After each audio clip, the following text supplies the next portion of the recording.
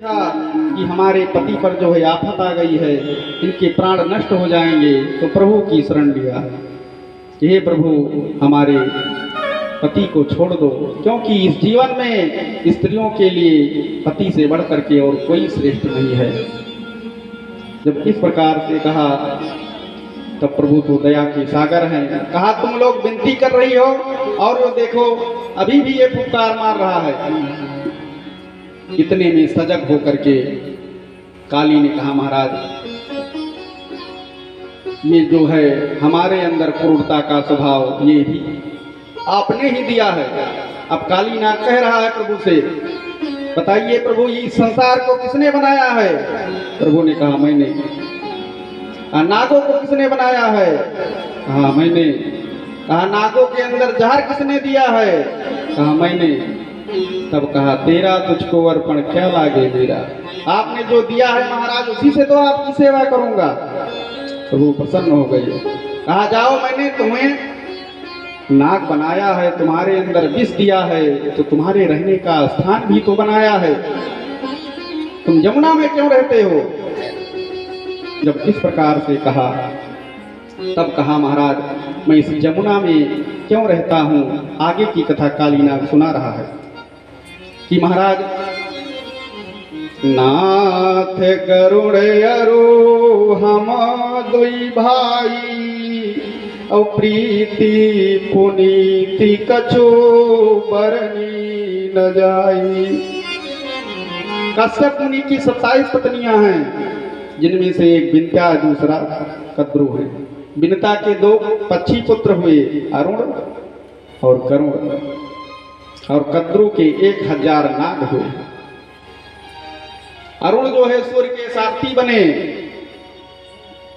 और गरुड़ जो है भगवान विष्णु के वाहन बने। एक दिन कश्यप के आश्रम में दोनों सवत कद्रु और बिनता बैठी थी। उसी समय गरुड़ की मां बिनता ने कद्रु से कहा कि बहन ये बताओ सूर्य के रथ में कितने घोड़े हैं? कहा 7। कहा उनके घोड़ों के रंग कैसे हैं? तब कह दिया कद्रु ने कि सर्वांग श्याम। बिनता ने कहा कि सर्वांग श्वेत है, कद्रु ने कहा कि सर्वांग श्याम है, और उनके पूंछ का रंग भी काला ही है।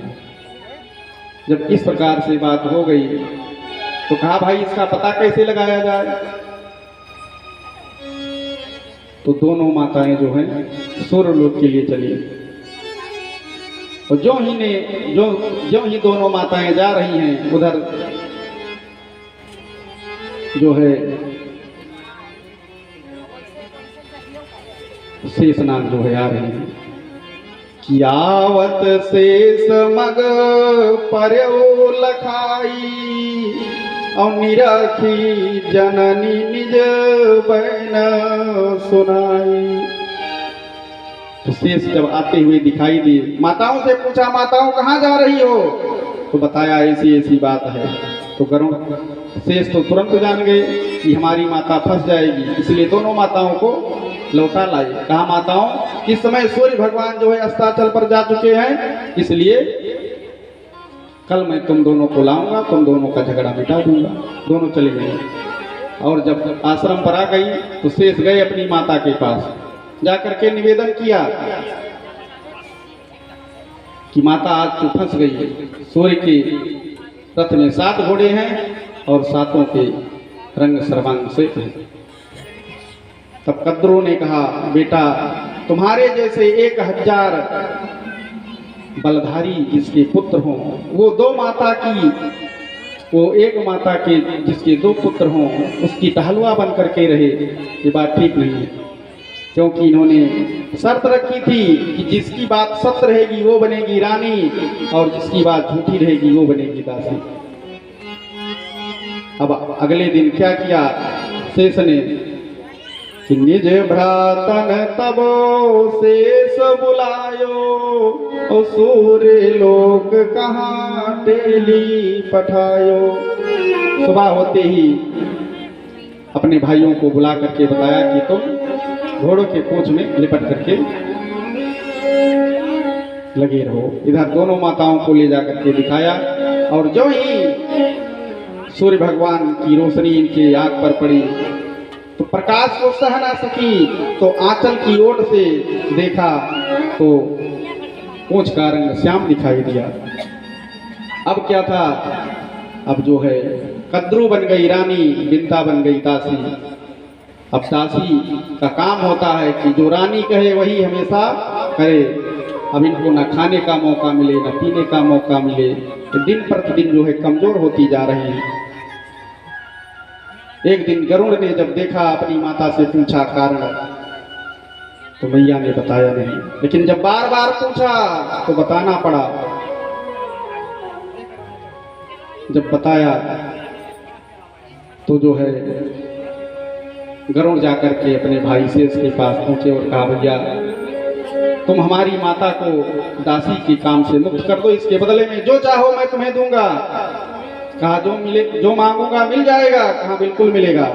कहा समुद्र मंथन के समय जो सबसे कीमती रत्न था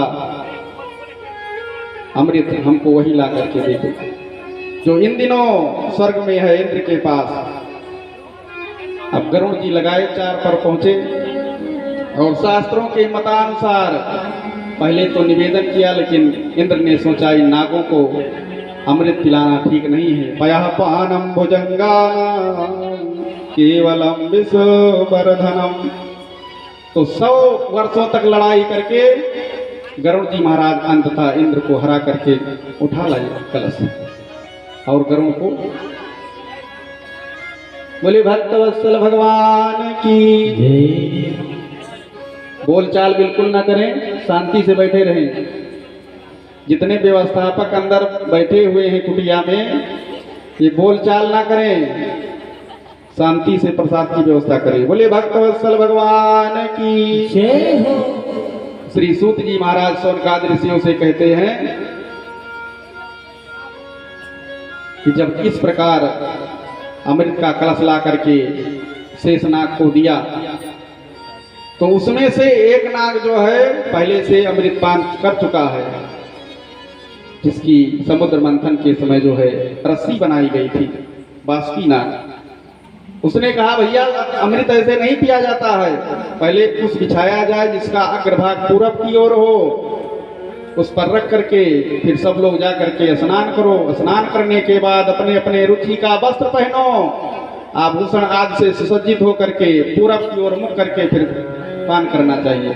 और जो ही सब लोग स्नान करने के लिए गए, इधर इंद्र को मौका मिला, कलश लेकर के 9 2 11 हो गए। अब जब आए तो कलश गायब है।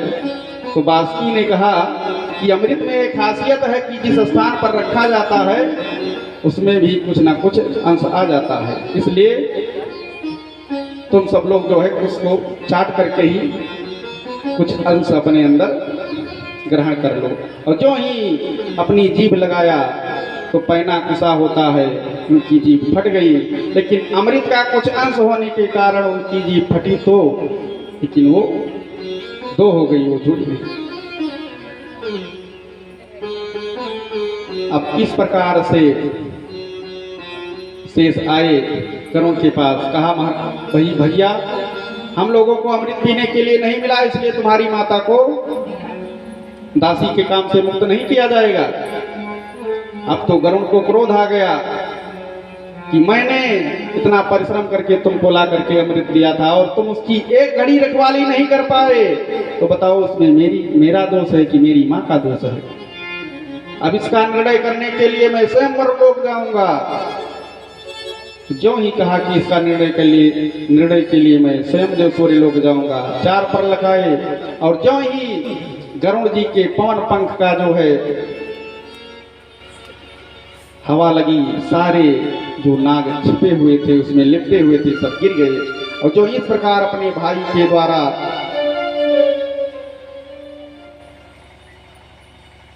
घटना को देखा, तुरंत जो है वहां पर प्रण किया कि आज से मैं इस पृथ्वी पर नागवंश को यदि इस पृथ्वी से हीन नहीं कर दिया तो मैं बिंता पुत्र गरुड़ नहीं कहलाऊंगा। और उसी दिन से ये जो है नागवंश को खाना चालू किए। और काली नाग कह रहा है महाराज, इस प्रकार से जब वरुण ने लगभग सांप वंश को समाप्त कर दिया था, केवल शेष नाग, तक्षक नाग, वासुकी नाग, इस प्रकार से कुछ गिने चुने नाग बचे हुए थे, तो ब्रह्मा जी के कहने से इनको हर अमावस्या पर, हर पूर्णिमा पर एक नाग वंश की बलि देने की विधि बताई गई कि हर महीने में हर पूर्णिमा को इनको एक नाग की बलि दी जाएगी। कहते हैं इस प्रकार मेरी बारी आ गई और मैंने सोचा हमारे पास अपार विष की राशि है और बड़ा बलवान हूं, तो शत्रु के सामने ऐसे नहीं अपना जो है समर्पण कर देना चाहिए। तो मैं लड़ता रहा, लेकिन गरुड़ ने जो है अपने विकराल पंजों से हमारे शरीर को छलनी कर दिया। जब बचाव ना मिला तो अंत में मैं अपने गुरु नारद के पास गया, तो नारद जी ने बताया कि लाग दया कोमल चित संता, उनको दया आ गई। बताया कि सौभर ऋषि के शाप के कारण गरुड़ यमुना जी में नहीं जाएंगे, इसलिए तुम जाकर के यमुना जी में निवास करो। क्योंकि गरुड़ सौभर ऋषि का आश्रम यमुना जी के पास था, वहां पर जाते थे तो मछलियों को खाते थे। एक दिन मछलियों को खा रहे थे तो उनको क्रोध आया और श्राप दे दिया कि आज से तू यदि इस स्थान पर आएगा तो मैं श्राप देता हूं कि तुम्हारा सिर फट जाएगा और तू मर जाएगा। बोले भक्तवत्सल भगवान की। अब प्रभु ने कहा अब हमारे चरणों का निशान जो है तुम्हारे सिर पर है, अब नागवंश तुम्हें कोई भय भी नहीं है, अब तुम जा करके रमण द्वीप में निवास करो। बोले भक्तवत्सल भगवान की। इस प्रकार से कन्हैया नाचते हुए जब प्रगटे तो सभी लोगों ने देखा तो भयभीत हो गए, लेकिन बलराम जी ने कहा चिंता मत करो, हमारा कन्हैया तो नाग पर ही सोने वाला है। अब से जो है जमुना का जल मीठा हो गया। बोले भक्तवत्सल भगवान की जय हो। श्री सुखदेव जी महाराज कहते हैं इस प्रकार से प्रभु ने लीला की। आगे चल करके इत्यं शरद स्वच्छ जलम पद्माकर सुगंधिना नबिसद वायुना वातम सगो गोपाल अच्युतः। अब प्रभु की अवस्था हो गई 6 वर्ष की। प्रभु पौगंडावस्था में आ गए। प्रभु ने अब बंसी बजाई कि वरह पीडम नटवर वपुः कर्णयोः कर्णिकारम् बिभ्रदवासा कनक कपिशं वैजयंतीं च मालाम्। आज कन्हैया ने वृंदावन में पहली बार बंसी बजाई और बंसी ऐसी है कि प्रभु उसको बजाते नहीं हैं, केवल अपने अधर पर रखते हैं तो उसमें से 7 स्वर अपने आप जो है निकलने लगते हैं। परीक्षित जी ने पूछा महाराज ऐसी बंसी कहाँ से प्राप्त हुई? तब कहा सुनो, जो बंसी है ये कोई साधारण नहीं है। बंसस्तु भगवान रुद्र, ये बंसी साक्षात स्वयं शंकर जी ही है। कहा महाराज ये कैसे हुआ, कहां से आई, किस रूप में आई? तब कहते हैं एक बार बंसी बेचने वाला गोकुल में आया। कन्हैया जो है मचला गए कि हमको भी बंसी चाहिए। नंद बाबा ने बंसी दिलाई, कन्हैया ने बजाना चाहा, बंसी नहीं बजी। तब कन्हैया ने कहा बाबा हमको ऐसी वैसी बंसी नहीं चाहिए, मैं ओठ पर रखूं और वो बंसी बजने लगे, ऐसी हमको बंसी चाहिए। अब उसी समय जो है वहां पर सांडिल ऋषि आ गए। सांडिल ऋषि से अपनी समस्या बताया तो सांडिल ऋषि ने ध्यान लगाया और ध्यान लगाने के बाद प्रभु से ही पूछा कि प्रभु अब आप ही इसका उपाय बताएं। तब प्रभु ने बताया कि नंद बाबा की बसवारी में एक बांस है जो बहुत दिनों से वैसे ही है, ना मोटा हुआ है ना उसको बढ़ रहा है। तो वैदिक ब्राह्मणों को बुला करके बंसी के मतलब बांस को भगवान शंकर के रूप में पूजा गया। कि नमस्ते रुद्रमन्यो इतो तैखवे नमः बाहुभ्याम उतते